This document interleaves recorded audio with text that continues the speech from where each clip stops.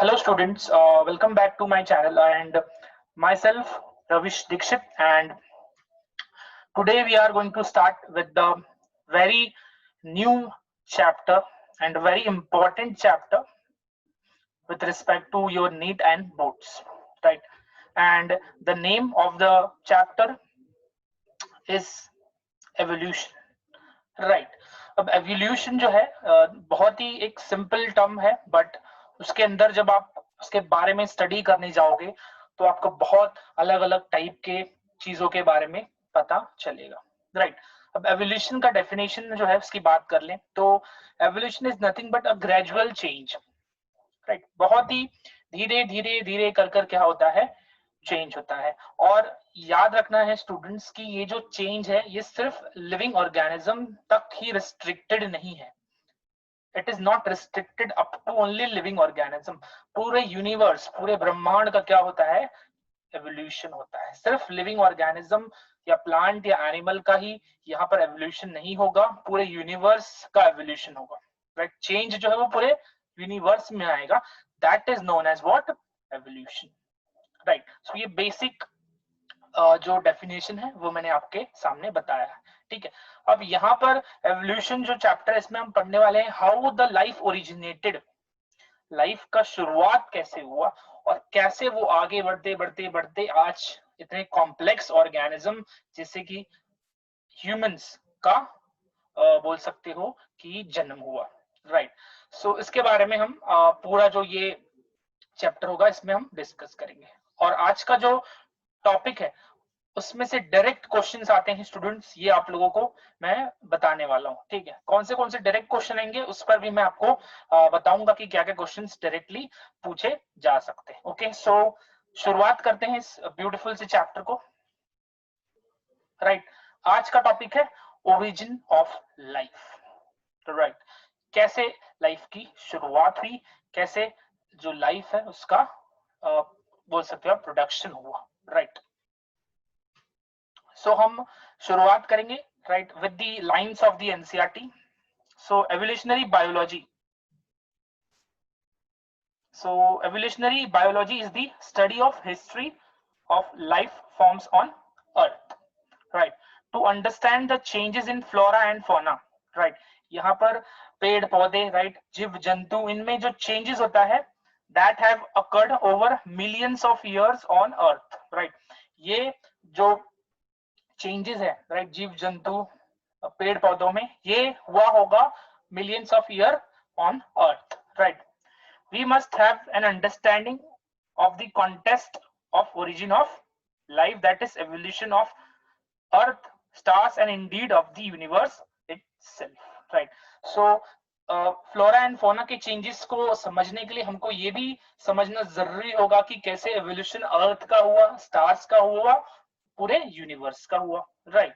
अब आगे बढ़ते हैं। What follows is the longest of all convoluted and congested stories, right?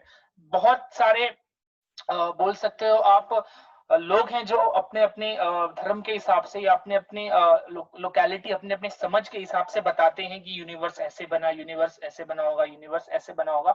और आज तक जो है, आज तक का सबसे बड़ा जो रहस्य है वो क्या है, how the origin of life came, कैसे लाइफ का ओरिजिनेशन हुआ, ठीक है? सो यहाँ पर यही लाइन दी है कि what follows is the longest of all the convoluted and congested stories। आज तक का जो सबसे बड़ा रहस्य है वो है यूनिवर्स का फॉर्मेशन, राइट? सभी लोग अपने अपने तरीके से बताते हैं कि लाइफ ऐसे आई होगी, लाइफ ऐसे आई होगी, राइट? सो आगे बढ़ते हैं। This is the story of origin of life and evolution of life, right? जैसे कि मैंने कहा कि सिर्फ ओरिजिन को हमको पढ़ना है और उसके अलावा एक और चीज पढ़नी है, दैट इज एवोल्यूशन, कैसे लाइफ में क्या हुआ, चेंजेस आए।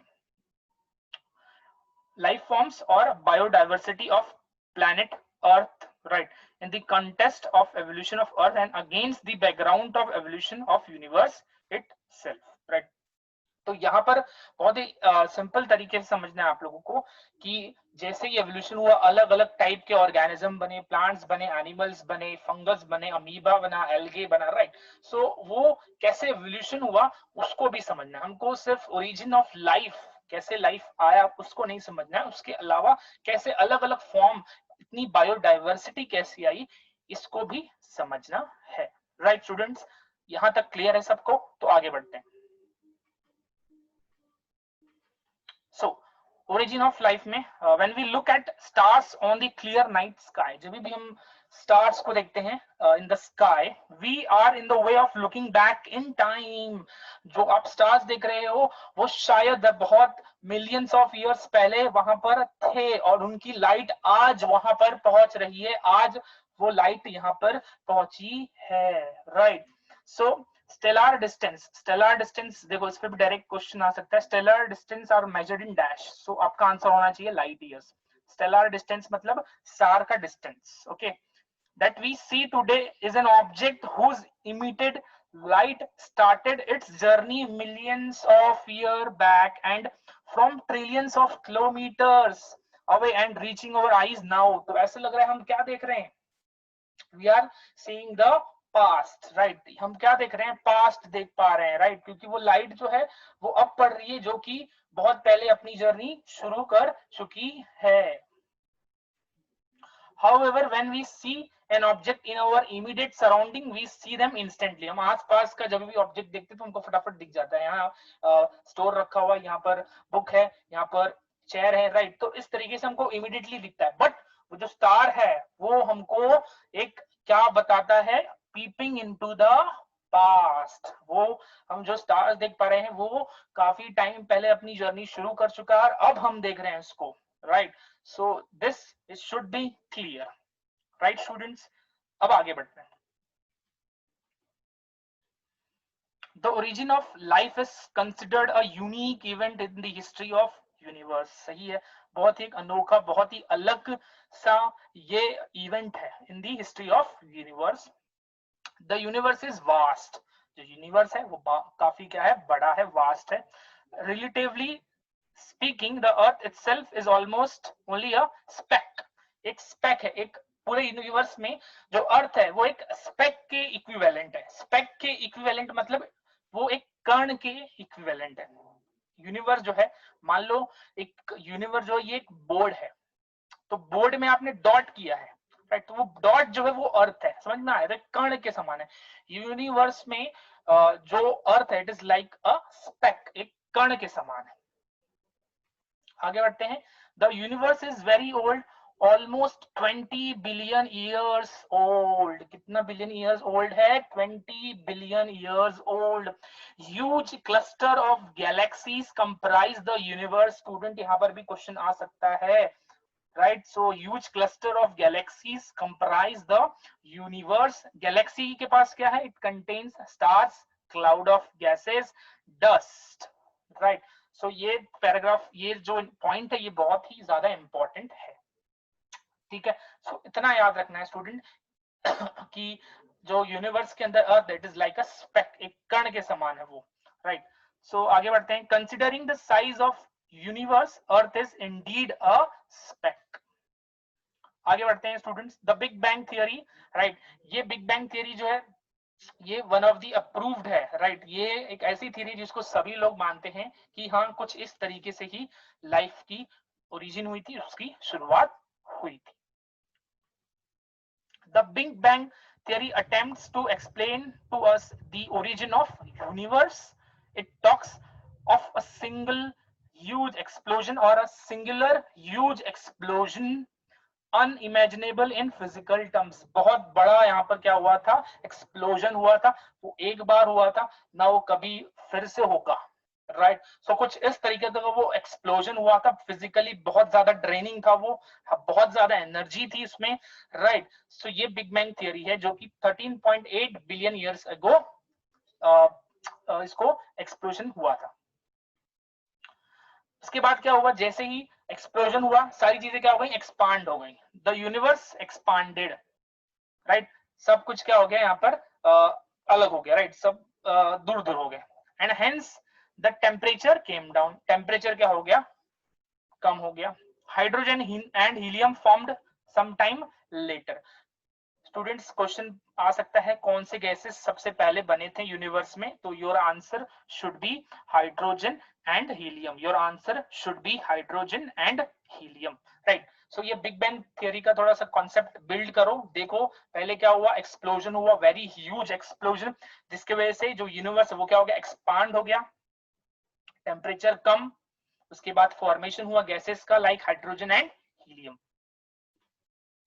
द गैसेस कंडेंस, ये जो गैसेस है वो क्या हो गए, कंडेंस हो गए under gravitation and formed the galaxy of the present day universe, right. It forms the galaxies of the present day universe. In the solar system of the Milky Way galaxy, the Earth has supposed to have been formed about 4.5 billion years back.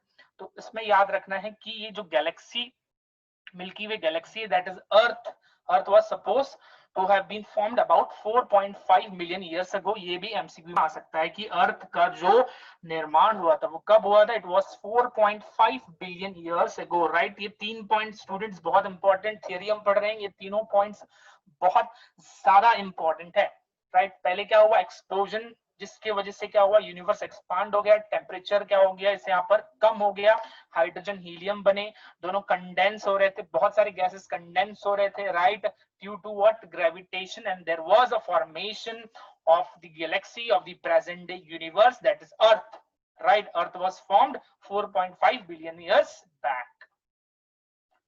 और वो जो अर्थ है, right, अभी यहाँ पर confuse नहीं होना है कि हम यहाँ पर अर्थ की ही बात कर रहे हैं, okay.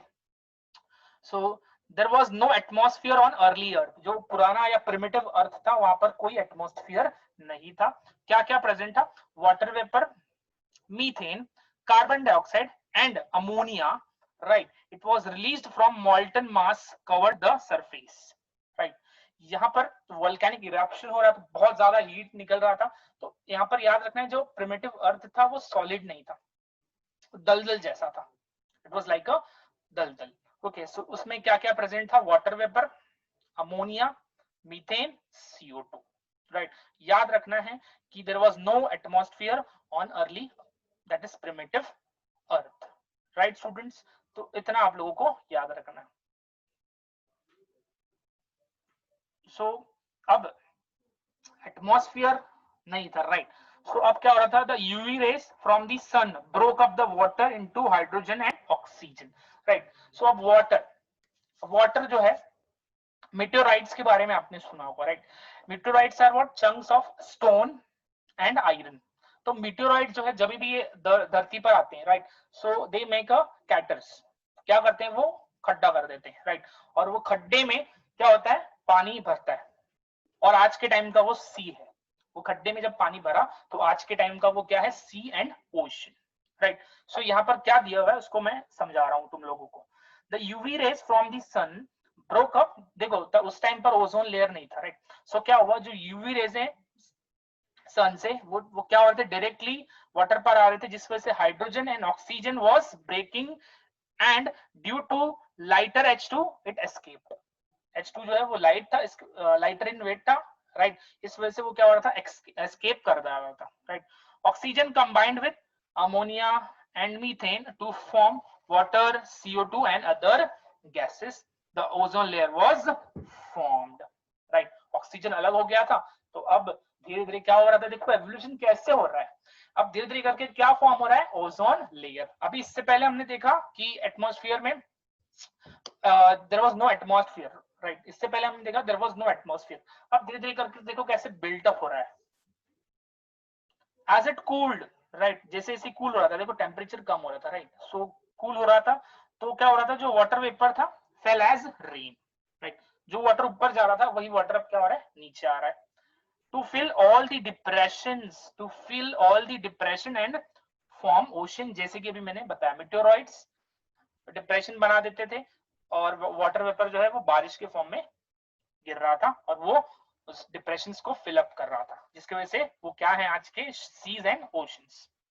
Life appeared 500 million year after the formation of earth, right. Earth कब बना है 4.5 मिलियन ईयर्स एगो, उसमें से 500 साल जो है उसके बाद 500 मिलियन ईयर्स के बाद क्या हुआ है, there is a formation of the life, और वो वैल्यू क्या है 4 बिलियन ईयर्स एगो, 4.5 billion years ago earth, 4 billion years ago life, right.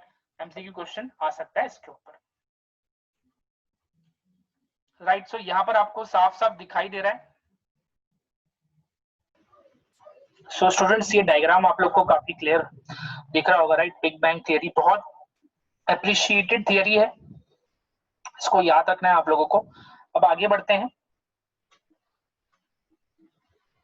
अब नेक्स्ट टॉपिक जो है that is ancient theories of origin of life, right. पुराने जो थियरीज हैं उस पर हम अब फोकस करते हैं। ओके, सो पहला है theory of special creation, right. ये आई थिंक सभी लोग को पता होगा what is theory of special creation. According to this theory, life was created by some supernatural power. According to the Bible, the world was created within 6 days. Okay, so the world was created within 6 days. The first man, Adam, and the first woman, Eve, were created by God. So supernatural power was here, God. According to the Hindu mythology, the world was created by God Brahma, right? He created the whole universe with his desire. The first man was Manu and the first woman was Shraddha, right? So ये एक theory था which was not having any background of the science, right? यहाँ पर सिर्फ यही बताया गया था कि some natural power या some supernatural power has created the earth, right? So ये जाहिर सी बात है, इसको एक्सेप्ट नहीं किया गया था, but there was one great supporter of this theory, the supporter was father Suarez. Okay, so ये क्वेश्चन एमसीक्यू में आ सकता है कि थियरी ऑफ स्पेशल क्रिएशन के लिए सबसे बड़ा सपोर्टर कौन था। Your answer should be this, father Suarez, right. So special creation theory lacks scientific evidence, जैसे मैं बता रहा हूँ साइंस बैकग्राउंड से उसका कुछ रिश्ता ही नहीं था, on account of which it was not accepted. आगे बढ़ते हैं स्टूडेंट्स। सेकंड थियरी है theory of spontaneous generation, A biogenesis बोला जाएगा, ऑल्सो कॉल्ड ऑटोजेनेसिस, राइट। सो कुछ लोग या कुछ साइंटिस्ट ऐसे थे जिनका ये मानना था कि आप डर्टी क्लोथ्स को एक कॉर्नर में रख दो, कुछ दिनों बाद उसमें आपको माउस दिख जाएगा। ए बायोजेनेसिस की थियरी की बात कर रहा हूँ।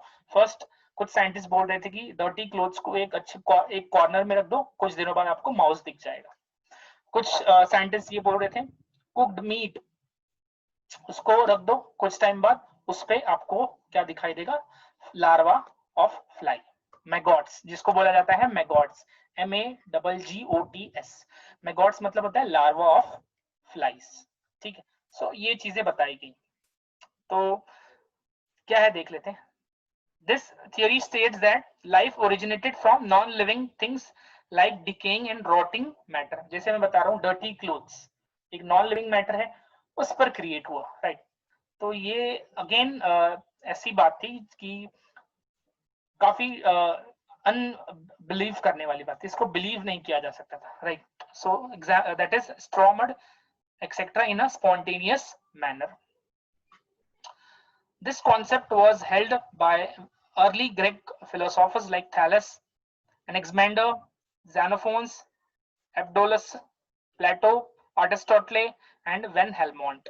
तो इन्होंने इसको काफी strongly support किया, right? Again, this theory has no scientific background, hence it was discarded, right? So this is theory of spontaneous generation. Example याद रखना है, पहला example जो मैंने आपको बताया कि dirty clothes को कहीं पर भी एक जगह पे कॉर्नर में रख दो, कुछ दिनों बाद उस पे माउस डेवलप हो जाएंगे, तो ये पॉसिबल नहीं है। ये पॉसिबल क्यों नहीं है, देखो डर्टी क्लोथ्स वगैरह रखो, वहां पर आकर माउस बैठ गया, राइट। उसी टाइम पर उस माउस ने क्या किया, फीमेल माउस ने छोटे छोटे माइस को जन्म दे दिया। तो यहाँ पर क्या पता चल रहा है, लिविंग से ही लिविंग बन रहा है, नॉन लिविंग से लिविंग नहीं बन रहा है। Same goes with meat, cooked meat है, राइट। उस पे insect sorry not insect, fly आकर बैठ गया और उसने अपना एग हैच कर दिया, वहां पर लार्वा बन गया। तो इसका मतलब ये थोड़ी है कि नॉन लिविंग जो है ऑब्जेक्ट पर या नॉन लिविंग सब्सटेंसेस पर लिविंग सब्सटेंस का प्रोडक्शन या फिर उनका निर्माण हो रहा है, right, that is not a significant reason. तो इस वजह से ये थियरी भी एक्सेप्ट नहीं की गई कि there was a spontaneous generation which is also called abiogenesis or autogenesis। आगे बढ़ते हैं। नेक्स्ट जो थियरी थी that is theory of panspermia और कॉस्मोजोइक थियरी। पेंस्पर्मिया एंड और cosmozoic theory. This theory was proposed by Richter. Question आ सकता है, right? This theory was proposed by Richter in 1865 and it was supported by some scientists like Prior, Helmholtz and Arrhenius, right? So इन्होंने इसको support किया। अब पेंस्पर्मिया theory क्या बोलता है कि there was something which came from the outside. So according to this theory, the unit of life called spores or cosmozoa has reached the earth from some other heavenly bodies. वो जो spore है या जो Cosmos है वो बाहर से आया था, और जब आया बाहर से और अर्थ का एनवायरनमेंट या यूनिवर्स का एनवायरनमेंट उसको सुटेबल लगा, तो उससे क्या हुआ, there was a production of life और the origin of life. Finding favourable condition for life they developed into organism, जैसे मैं बता रहा हूं।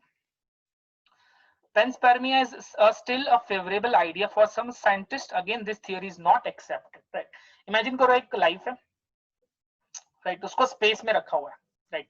अब स्पेस में आप बोल सकते हो कि हार्मफुल रेज होते हैं, कॉस्मिक रेज होते हैं, यूवी रेज होते हैं, right? So क्या वो वहां पर सरवाइव कर पाएगी लाइफ? नहीं कर पाएगी, right? So यहाँ पर तो बोल रहा है ओरिजिन हुआ है, right? So again, this theory was not accepted. Next theory है theory of catastrophism, right? Theory of catastrophism, right?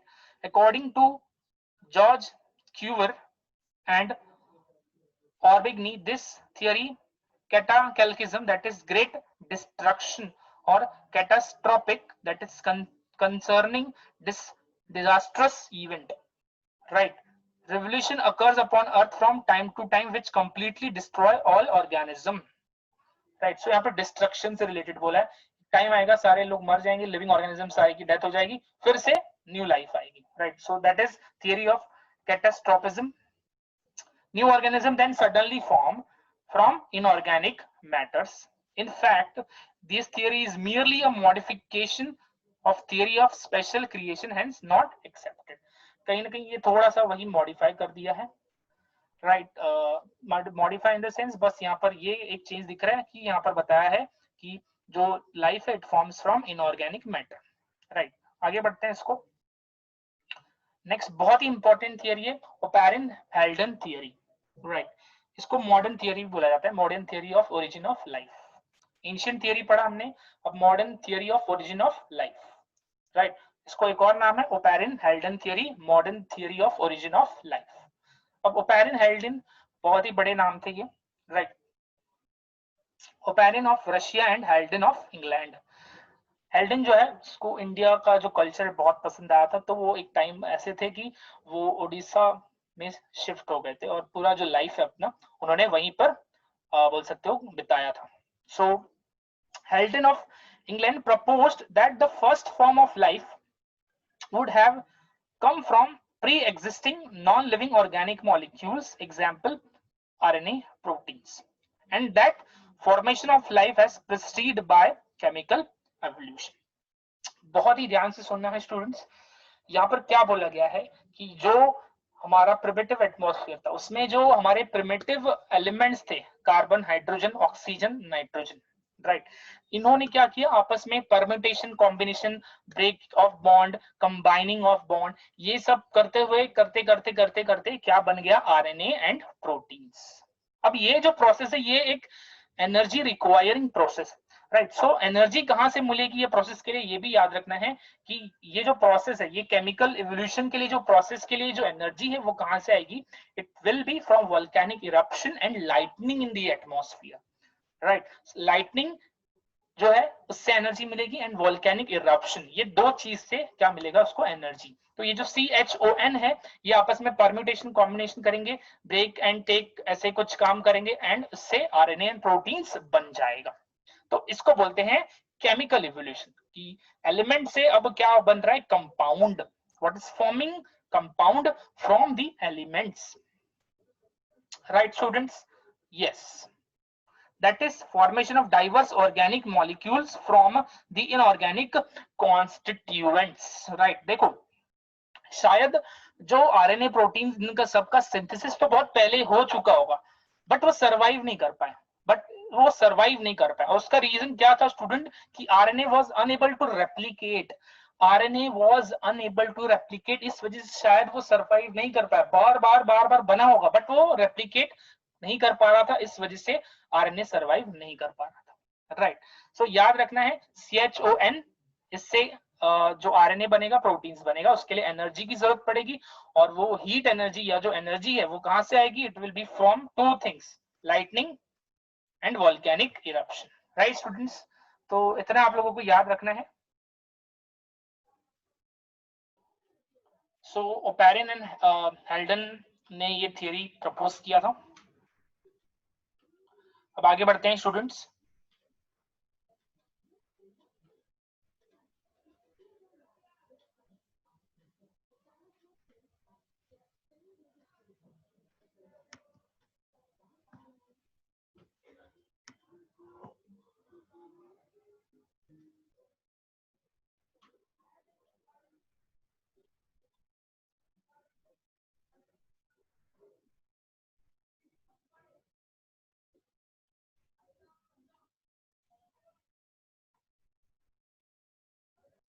So the conditions on earth were high temperature, volcanic storm, जैसे मैं बता रहा हूँ, जहां से एनर्जी मिलेगी, रिड्यूसिंग एटमॉस्फेयर, स्टूडेंट्स याद रखना है कि रिड्यूसिंग एटमॉस्फेयर था, राइट?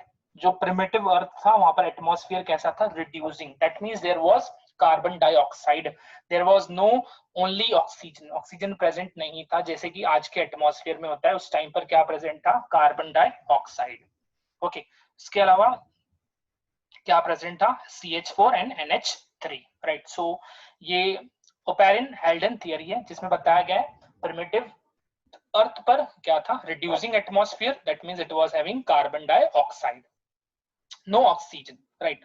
तो प्रिमिटिव अर्थ और आज के अर्थ में फर्क आपको समझ में आ रहा है, तब CO2 था, अब ऑक्सीजन है, राइट? अब आपको एक और चीज बता दूं कि आज के एटमॉस्फेयर में कभी भी ओरिजिन ऑफ लाइफ नहीं हो सकता। उसका रीजन क्या है आप सभी को मैं बता दूं, तो ऑक्सीजन जो है वो आप बोल सकते हो बहुत दो तरीके से वो काम कर रहा है, पॉजिटिवली मतलब अच्छा भी है और खराब भी है, राइट? जो फ्री रेडिकल्स हैं ऑक्सीजन के, they can cause different kinds of problems, right? It can cause oxidative damage, एक टर्म बोलूं मैं तो ऑक्सीडेटिव डैमेज कर सकते हैं, राइट? तो ऑक्सीडेटिव डैमेज कर सकते हैं, और तो इस वजह से याद रखना है कि आज के टाइम पे ओरिजिन ऑफ लाइफ नहीं हो सकता, because it can cause oxidative damages, right? आज के एनवायरनमेंट में नहीं हो सकता। सो रिड्यूसिंग में याद रखना है, रिड्यूसिंग एटमॉस्फेयर प्रिमिटिव एटमॉस्फेयर था अर्थ का, और वहां पर क्या था, कार्बन डाइऑक्साइड, और अभी का जो एटमॉस्फेयर है दैट इज ऑक्सीजन, राइट? अभी के टाइम में ओरिजिन ऑफ लाइफ नहीं हो सकता, बिकॉज जो फ्री रेडिकल्स हैं ऑक्सीजन के, they cause oxidative damage, right? और ऑक्सीडेशन ना हो हमारे बॉडी में, जिस तो हम क्या किया जाता है, वी टेक एंटीऑक्सीडेंट्स, राइट? हम क्या लेते हैं, एंटीऑक्सीडेंट्स, राइट स्टूडेंट्स? सो इसको आप लोगों को याद रखना है, ये एक जनरल नॉलेज के तौर पर मैं आपको बता रहा हूँ, राइट? और आगे बढ़ते हैं।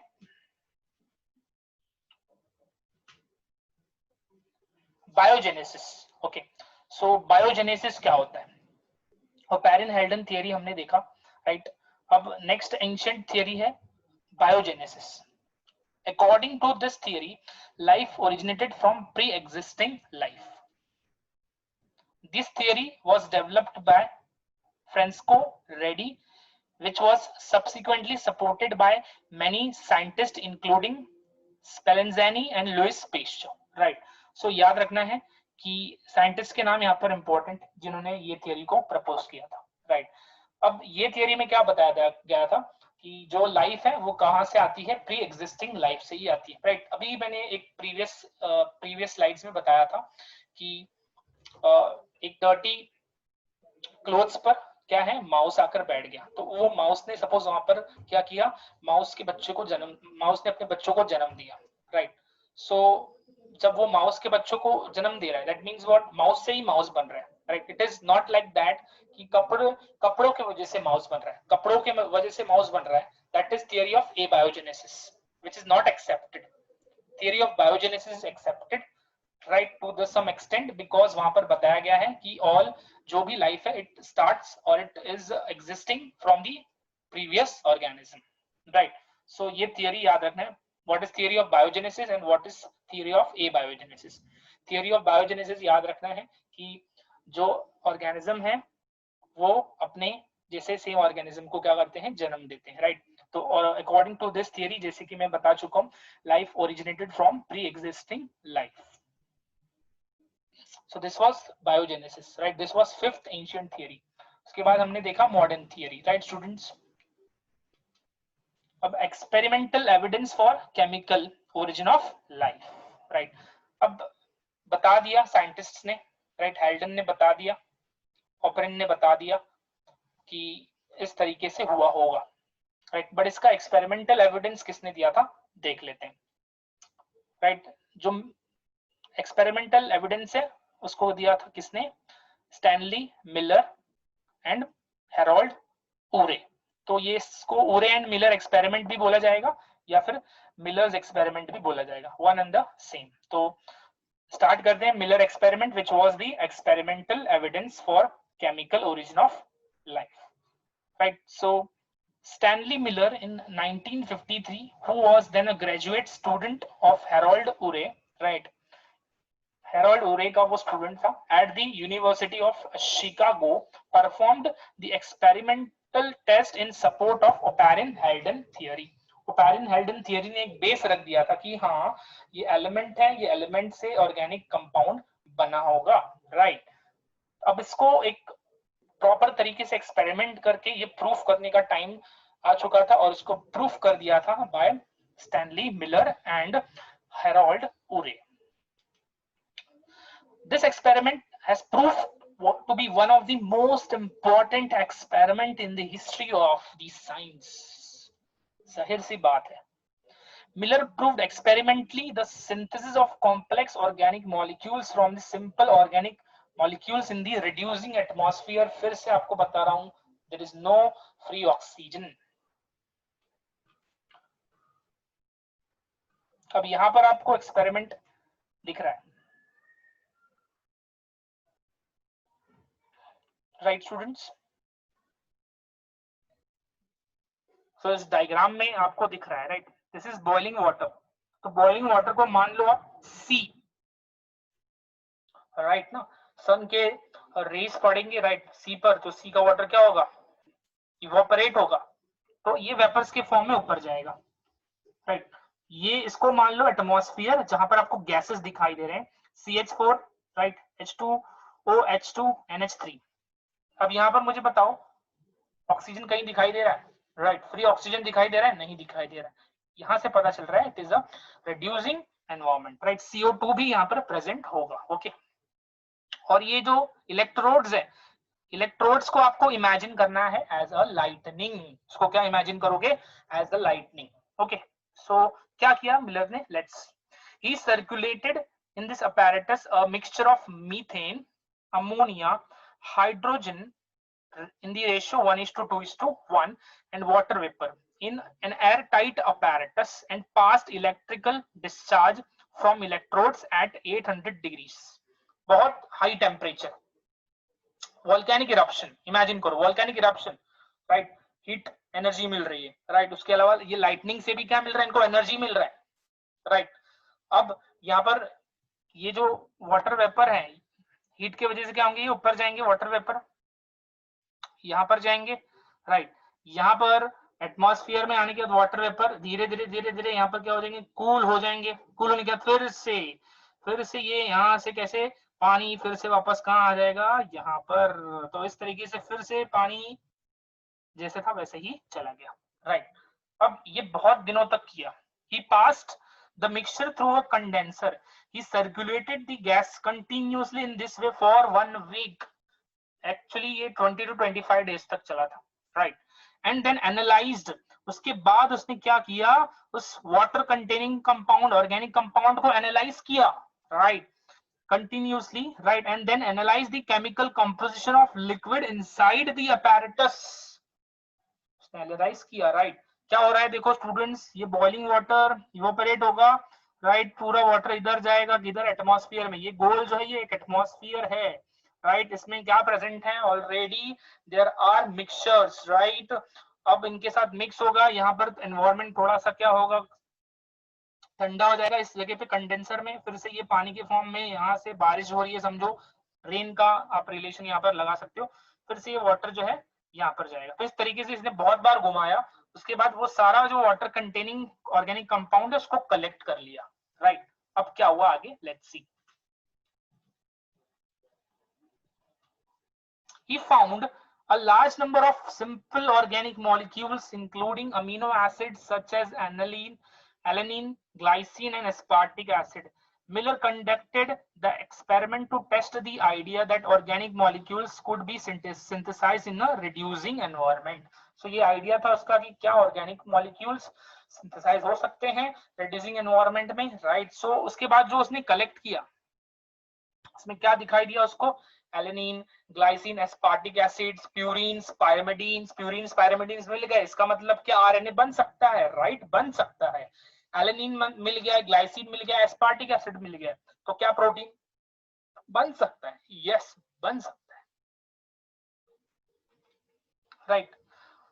Other substances such as urea, hydrogen cyanide, lactic acid and acetic acid were also present. ये सब क्यों हो रहा था, जाहिर सी बात है, वहां पर basic elements, primitive elements CHON थे, आपस में क्या हुए, अगेन परमिटेशन कॉम्बिनेशन, लड़े झगड़े एक दूसरे के साथ, मिक्स हुए, ब्रेक हुए, मेक किया, सब किया, और कुछ अलग अलग टाइप के क्या बन गए, कंपाउंड्स बन गए। In other experiment Miller circulated the mixture of gases in the same way but he did not pass any electrical discharge. वहां पर उसने कोई एनर्जी नहीं प्रोवाइड की, राइट? लाइटनिंग होनी चाहिए, लाइटनिंग पहली चीज क्या होनी चाहिए, लाइटनिंग। दूसरा चीज वोल्केनिक इरप्शन, राइट? ये दोनों ही चीज नहीं थी, ना तो उधर इलेक्ट्रोड्स था और ना ही यहाँ से हीट मिल रहा था पानी में, राइट? सो एनर्जी नहीं थी, तो कैसे कंबाइन होंगे, कैसे बॉन्ड बनेगा, कैसे बॉन्ड टूटेगा, नहीं हो पाएगा। He could not get the significant yield of the organic compounds. Later on, many investigators have synthesized a great variety of organic compounds, including purines, pyrimidines, simple sugars, etc. Right? So this was the experiment performed by Miller.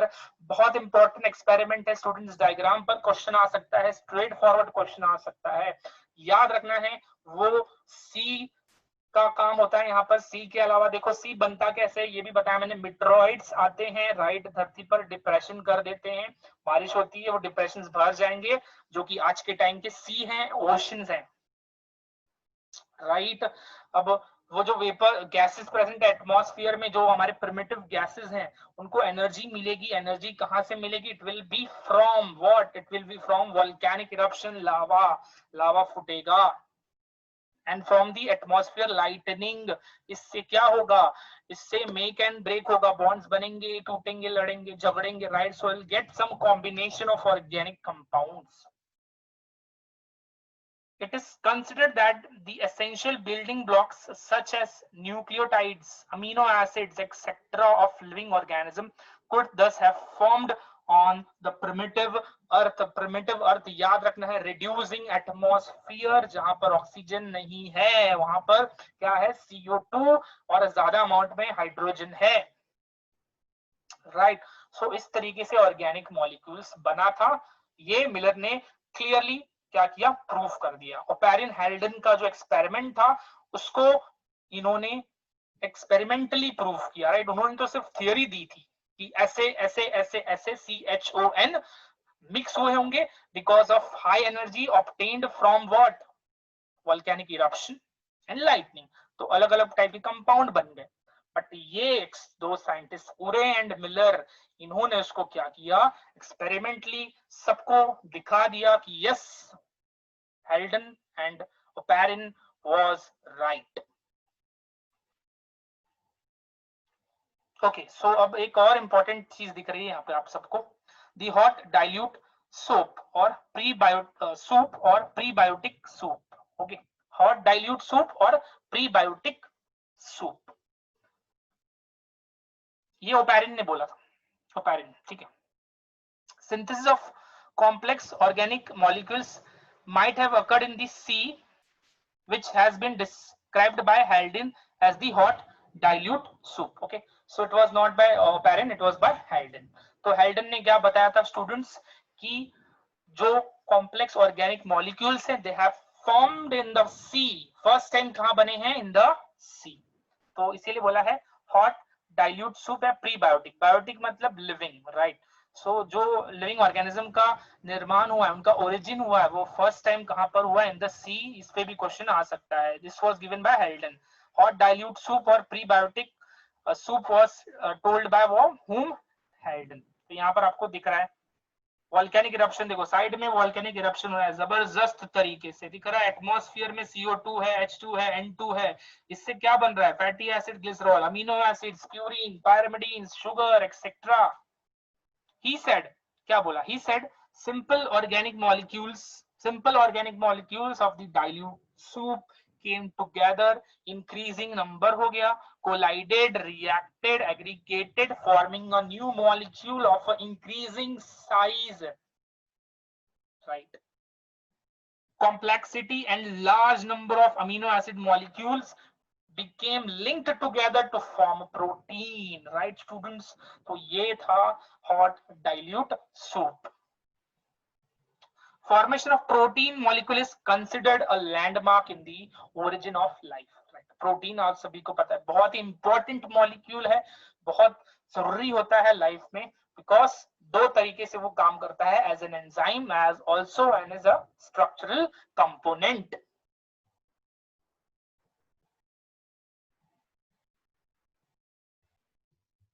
सो अब students आगे बढ़ते हैं।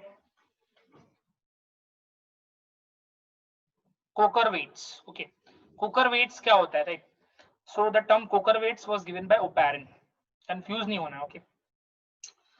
Coacervates was given by Oparin, hot dilute soup was given by Haldane, okay। Coker weights was given by Oparin. Coker weights is an aggregation of colloidal particles in a liquid phase, right, that persist for a period of time as a suspended membranous droplets, right, they behave as a suspended membranous droplets। Coker weights consisted of carbohydrate, proteins, lipids, nucleic acid, and surrounded by a non-biological membrane. It is nothing but a non-biological membrane, right? A film of water molecule. ये artificially बनाया था Kokar weights या फिर microsphere, जो कि आगे पढ़ेंगे। ये जो है इसको आर्टिफिशियली लैब में बनाया गया था, right.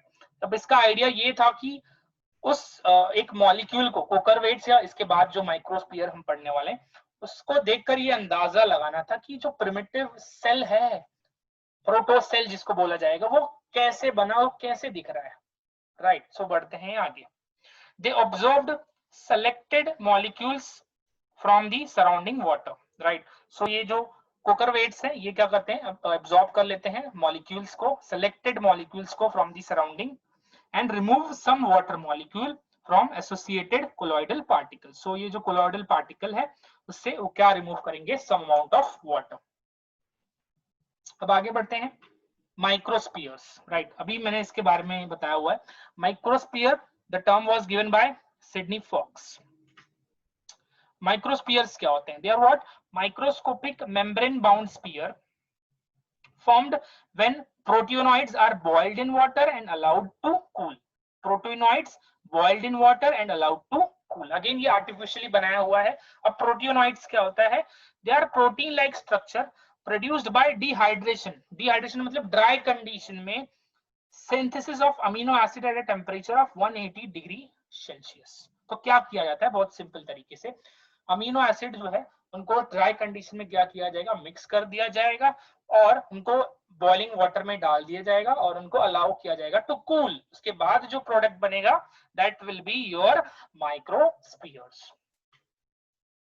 Microspheres show some cell-like properties like osmosis, growth, selective absorption of chemicals.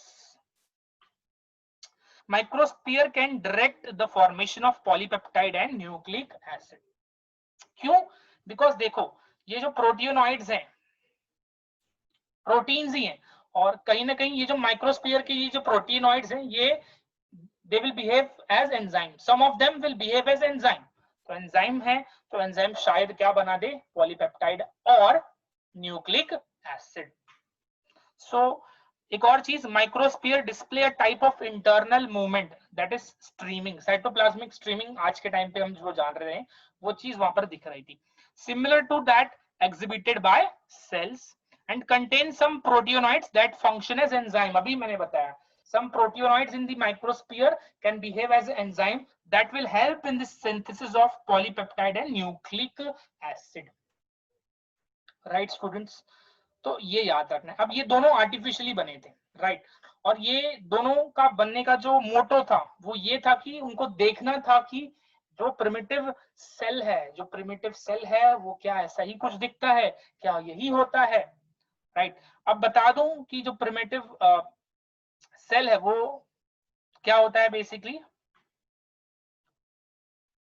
Prokaryotes, right. सो यहाँ पर देखो क्या दिया है, microspheres have a number of cellular characteristics and hence could have form the protocells. So protocells जो है microsphere से फिर प्रोटोसेल से प्रोकैरियोट्स, प्रोटोसेल से ही क्या बने हैं, प्रोकैरियोट्स, राइट स्टूडेंट्स।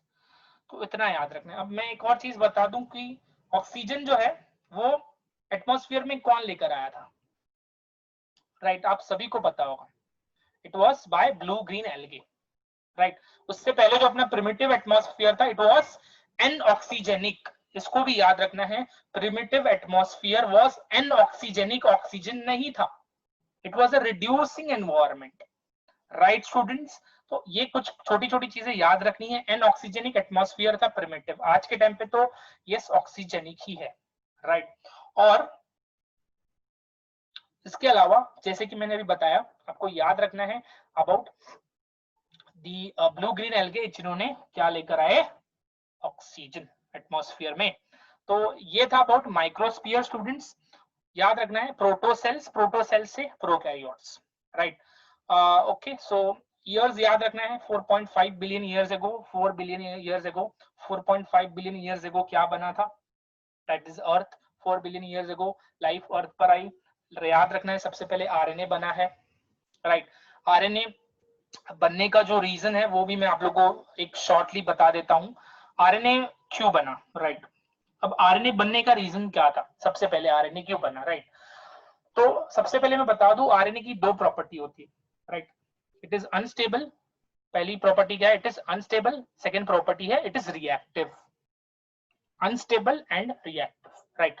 सो अब जब ये आरएनए बना तो अब आरएनए से प्रोटीन डायरेक्टली बन जाएगा, वन स्टेप प्रोसेस है, आरएनए से protein is a one step process, right. अब जैसे ही प्रोटीन बना एक सेल बन गया, राइट, प्रोटीन्स बने, फिर उसके अंदर एंजाइम्स आ गए, एंजाइम ने कुछ काम किया, डिवीजन किया सेल का, राइट। तो अब मेरे को बताओ अब आरएनए की जरूरत होगी क्या, एक बार जब मैंने सेल बना दिया तो अब मैं क्या चाहूंगा, स्टेबिलिटी चाहूंगा, राइट, अनस्टेबिलिटी नहीं चाहूंगा, राइट। सो इस वजह से स्टेबिलिटी पाने के लिए आरएनए से क्या बन गया, डीएनए, राइट।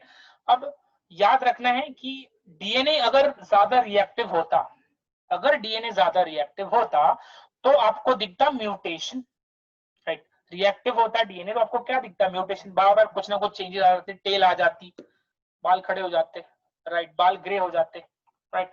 सो इस तरीके से म्यूटेशन होता। तो याद रखना है स्टूडेंट्स कि आरएनए पहले आया बिकॉज उस टाइम पर उसकी जरूरत थी, राइट। बट एक बार जैसे ही सेल बन गया मैं स्टेबल हो गया, राइट, सेल बन गया मैं स्टेबल हो गया, ध्यान से सुनना है, सेल बन गया मैं स्टेबल हो गया, तो क्या मुझे अब जरूरत है अनस्टेबल रहने की, नहीं जरूरत है, तो इसके वजह से क्या हुआ, डीएनए भी एग्जिस्टेंस में आ गया। तो याद रखना है, RNA is reactive and unstable because it is single stranded. DNA is non reactive and stable because it is double stranded. Okay, so इसको याद रखना है कि why we prefer DNA over RNA, right, because उस time RNA की जब जरूरत थी वो तब था, बट एक बार स्टेबिलिटी आ गई तो तब जरूरत नहीं थी, जिस वजह से डीएनए का निर्माण हुआ। Right students, so this was about today's lecture. उम्मीद कर रहा हूं आप लोगों को लेक्चर के जो भी कॉन्सेप्ट मैंने बताए वो क्लियर होंगे। If you have any doubts you can contact, you can write it on my channel. Okay, so thank you so much.